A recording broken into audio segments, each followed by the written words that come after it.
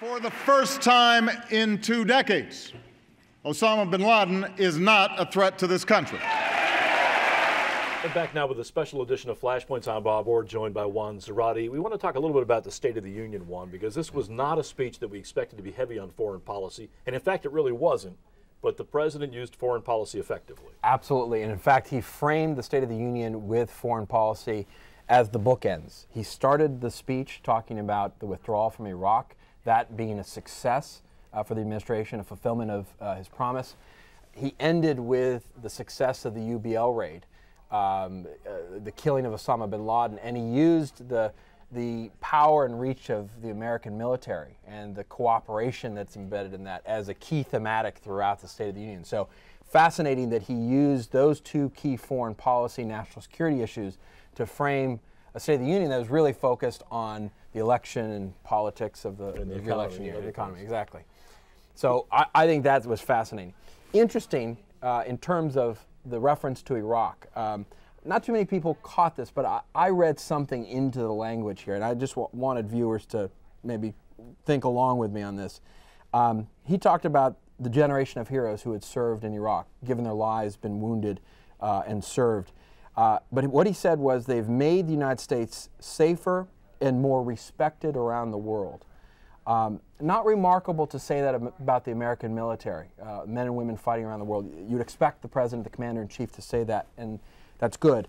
But the fact that he says that the military, and in the context of Iraq, made us more respected around the world, it's the first time I've heard Barack Obama, as commander-in-chief, embrace the past, embrace the Iraq mission itself in a way that then suggests we're more respected around the world. In many ways, Barack Obama came into the administration saying that his new brand of foreign policy, his outreach was going to rebuild the image of America, rebuild respect. This is the first time I've ever seen him refer, in the context of Iraq, to the military and our mission there making us more respected around the world. So it was a nod to the broader experience that America has done well here. Right. I think he's clearly giving a nod to the military. I mean, that's clearly what he's doing in the context of speech. But to me, I read something a little bit more into that about the experience in Iraq and what the military has meant in terms of the last 10 years. He also embraced, you were saying, the concept of America as an indispensable nation. What is that? Where did that come from?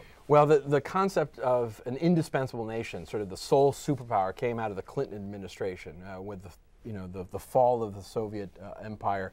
The notion that the U.S. was really the sole unipower that had to be involved in solving the hard problems around the world. What's interesting about this is President Obama is reasserting this in a way, reasserting in a way I think to inoculate himself from some of the political criticism that he's been too multilateral, he's led from behind, etc.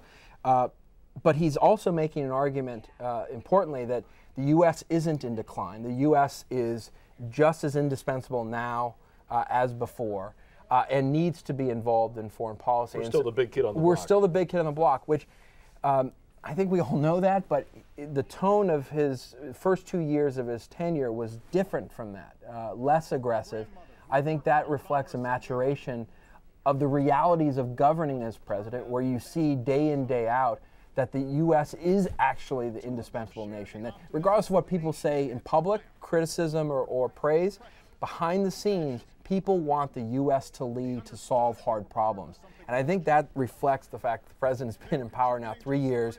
He's gone through some very hard foreign policy, national security issues, and it's just the fact. We are still the indispensable nation. He twice mentioned the killing of bin Laden. Clearly wanted to take very subtle credit for that, but was there a larger message there? Well, we talked about this right after Osama bin Laden was killed, that there were going to be other impacts, other strategic effects to the killing. One of which was it would allow the president to frame the withdrawal from Afghanistan as a withdrawal from a position of strength. We actually use that terminology. That's exactly what he said in the State of the Union. It allows the killing of bin Laden, the diminution of the senior leadership of al-Qaeda really does give the president the opportunity to say, this withdrawal from Afghanistan to 2014 is really being done because we're winning. It's not a cut and run. We're not cutting and running. Yeah. We've actually done what we set out to do. We've diminished al-Qaeda's reach and power. They're not going to return to a safe haven in Afghanistan. And so it demonstrates again how the Osama bin Laden killing was more than just the killing of one man or one leader for al-Qaeda. It has huge impact in terms of national security debate and the politics of the national security debate. And finally, he gave us, I think, a hint, maybe a strong hint, about where his focus is going to be. That's right. He talks in the State of the Union about Syria and Iran. Clearly, in terms of Syria, he lays out for President Assad the fact that he's running against the tide of history. He talks about soon Assad will discover that he can no longer kind of fight this wave of history or the impetus from his populace. So the fact that he used the term soon was a signal to many people that at least the president, maybe his national security team, thinks that Assad's days are numbered and that we'll do what we can to promote that.